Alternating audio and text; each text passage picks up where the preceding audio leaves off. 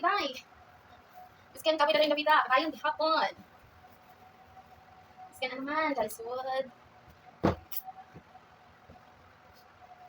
Padayon lang gihapon. O, di ba?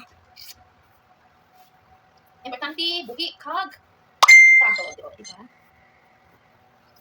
Ano na siya importante? Di ka para tamad-tamad or magtinapulan. Kaya ang buwas na to anak pas mo, di ba? So, habang may kusog, habang may opportunity nga makatrabaho, go. Di ba? Di ko gulang na ta, mag-undos ba nga?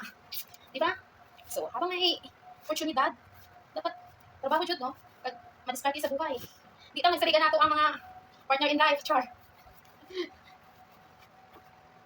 Kaya tsatuhan ako, di bayad ang mga sweldo sa mga kautangan or mga nahanganon. Everyday, di na kapalit o pagwapa. Pero shout out lang sa mga bana nga ang ilang mga asawa, mabalitan mga pagwapa. So, di ba?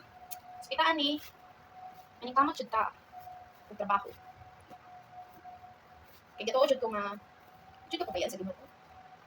Basta, aning kamot ng kakag, maghimo lang itawas ang maayo. Dili nga magtrabaho ka, apilan nimo sa dili mga maayo bitaw. Wadyo ayo ka, wadyo ka, nagano guys imong trabaho. Kaya ako, pila nakakong nasudlan nga trabaho, once nga, maayo rasad, ang imong amo, magdugay mo jud ka. Or, kuan. Tapos di mo imong trabaho, so magdugay jud ka na, di ba? Kaysa, imong amo, bating-batasan, lisod ka sa bandayasan, di ba? Pero wala jud ko'y kuan. Masaway sa among amo. Sa among nga boss. Kay, maayo jud siya. Maayo jud siya nga amo. So, ano miniya ka palangga.